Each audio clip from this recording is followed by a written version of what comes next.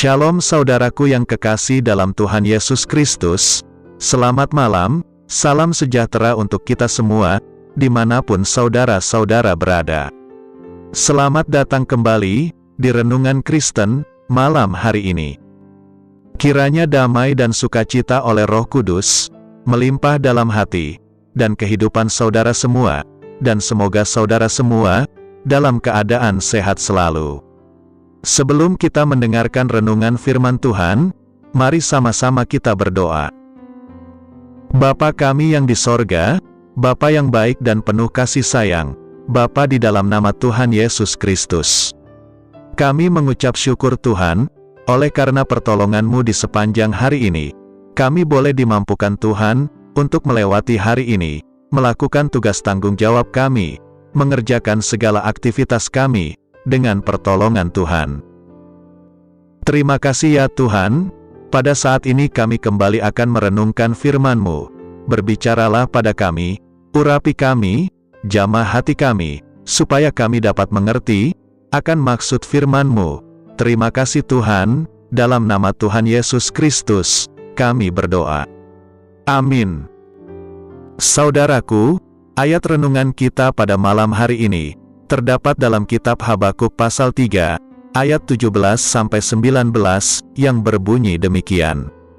Sekalipun pohon ara tidak berbunga, pohon anggur tidak berbuah, hasil pohon zaitun mengecewakan, sekalipun ladang-ladang tidak menghasilkan bahan makanan, kambing domba terhalau dari kurungan, dan tidak ada lembu sapi dalam kandang, namun aku akan bersorak-sorak di dalam Tuhan, beria-ria di dalam Allah yang menyelamatkan aku. Allah Tuhanku itu kekuatanku, Ia membuat kakiku seperti kaki rusa, Ia membiarkan aku berjejak di bukit-bukitku. Untuk pemimpin biduan, dengan permainan kecapi. Saudaraku, pernahkah Anda merasa kekurangan cairan, hingga merasa lemah dan pucat? Seseorang yang sedang mengalami dehidrasi, bukan saja karena tidak mengonsumsi air putih, namun bisa juga karena keluarnya jumlah keringat secara berlebihan, diare, dan juga muntah-muntah.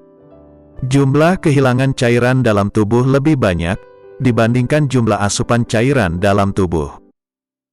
Seseorang yang berada dalam kondisi ini bisa mengalami pusing dan sakit kepala. Sebagai orang Kristen, kita bisa saja mengalami kondisi lemah dan lesu secara rohani. Penyebabnya tentu bisa beragam. Bisa karena kita sedang menghadapi masalah berat, bisa pula karena kita kurang mengonsumsi firman Tuhan dalam kehidupan spiritual kita. Namun, apakah orang Kristen selalu lemah ketika mereka sedang berada dalam pergumulan hidup?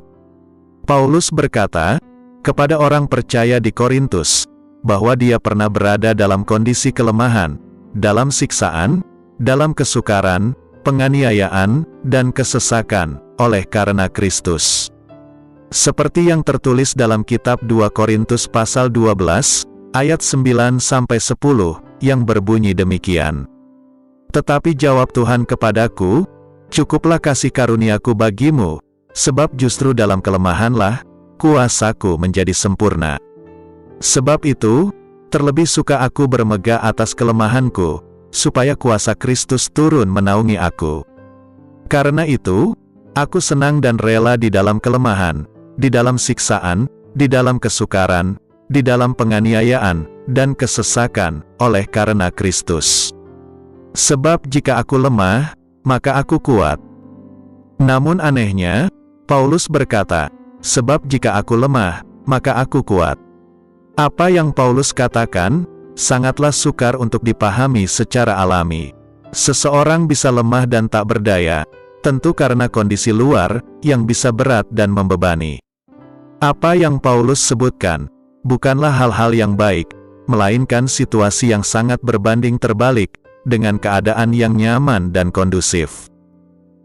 Namun jika pada akhirnya, dia tiba kepada sebuah kesimpulan, bahwa di saat dia lemah, justru dia kuat, hal ini menunjukkan, bahwa Kristus selalu mendampinginya. Yesus justru berkata padanya, bahwa kasih karunia Allah cukup baginya. Kita justru merasa kekuatan Allah mengalir deras, bukan di saat kita nyaman dan tenang, namun di saat kita berada di titik nol kehidupan kita. Justru cengkeraman kuasa Allah bisa dirasakan kuat pada saat kita lemah dan sedang dalam menghadapi badai hidup.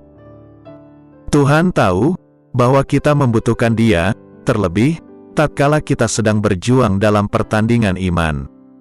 Jika semangat hidup kita kini mulai memudar dan lesu, mungkin kita kurang berserah padanya. Barangkali Tuhan melihat bahwa kita merasa perlu lekas keluar dari persoalan, tanpa mempercayakan hidup kita padanya. Kita mungkin masih merasa bahwa kita cukup sanggup dan kuat untuk mengatasi persoalan-persoalan kita. Kita tidak tahu apa yang akan menimpa kita di masa mendatang. Kita pun tidak bisa melihat apa saja yang bisa menerjang kita. Namun satu hal yang pasti, bahwa kita membutuhkan Dia di segala situasi dan kondisi. Dia bisa membangkitkan semangat kita yang sudah mulai memudar menjadi merekah kembali. Dalam kitab Yesaya pasal 40 ayat 28-31 berkata demikian.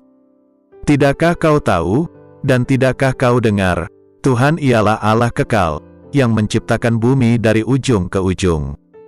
Ia tidak menjadi lelah dan tidak menjadi lesu, tidak terduga pengertiannya.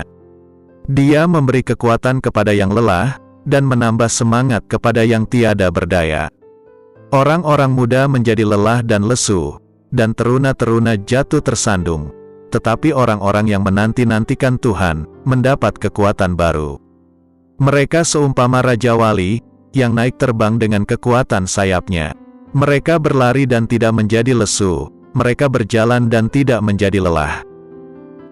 Saudaraku, kita tidak bisa menahan badai dan hujan yang bisa turun atas kita, namun kita bisa tetap berpegang padanya, kapanpun dan dimanapun kita berada.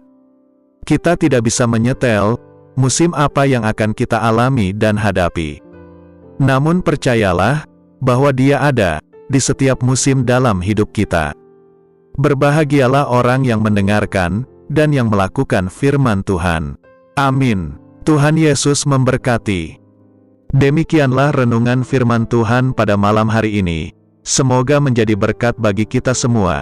Dan untuk menutup renungan pada malam ini, mari kita berdoa. Bapa kami yang di surga, Bapa dalam nama Tuhan Yesus Kristus, kami bersyukur atas pertolongan-Mu, penyertaan-Mu, juga atas berkat-Mu. Kami berbahagia dan bersyukur atas kebaikan Tuhan dalam hidup kami. Terima kasih buat penyertaan Tuhan di sepanjang hari yang telah kami lewati, hingga pada malam hari ini. Kami boleh bersyukur lagi di hadapan Tuhan, melalui doa dan renungan pada malam hari ini. Terima kasih buat firman-Mu pada hari ini ya Tuhan. Kami mau selalu belajar dan terus belajar tentang firman-Mu. Firman-Mu yang menguatkan dan meneguhkan iman kami. Firman-Mu yang mengubahkan hidup kami. Kami mau melakukan firman-Mu ya Tuhan di sepanjang hidup kami, agar kami tetap kuat berjalan bersama dengan Engkau. Terima kasih ya Tuhan, buat kesempatan hidup yang masih Engkau berikan. Kami mau pakai untuk hormat dan kemuliaan nama-Mu. Kiranya Engkau terus memberkati kehidupan kami, keluarga kami, sanak saudara kami, daerah tempat tinggal kami, bangsa dan negara kami, pemerintah-pemerintah kami, biarlah semuanya dalam perlindungan-Mu ya Tuhan, dan jadilah sesuai kehendak-Mu yang terbaik dalam kehidupan kami. Ya Tuhan, hamba berdoa buat saudara-saudaraku, yang sudah mendengarkan renungan hari ini, yang saat ini sedang mengalami sakit penyakit, pergumulan masalah, kebutuhan ekonomi, kiranya Engkau jamah, sembuhkan dan pulihkan, berkati perekonomian mereka, serta berikan jalan keluar, di setiap pergumulan masalah yang mereka sedang hadapi. Dan ajarlah kami ya Tuhan, untuk selalu berharap dan percaya sepenuhnya, kepada Tuhan Yesus. Pada malam hari ini ya Tuhan, kami akan beristirahat dalam tidur kami. Kiranya Engkau sertai dan lindungi kami di sepanjang malam ini, sehingga kami boleh bangun besok pagi, dengan tubuh yang sehat, kuat, serta diberkati Tuhan. Terima kasih Tuhan, Inilah yang menjadi doa dan permohonan kami.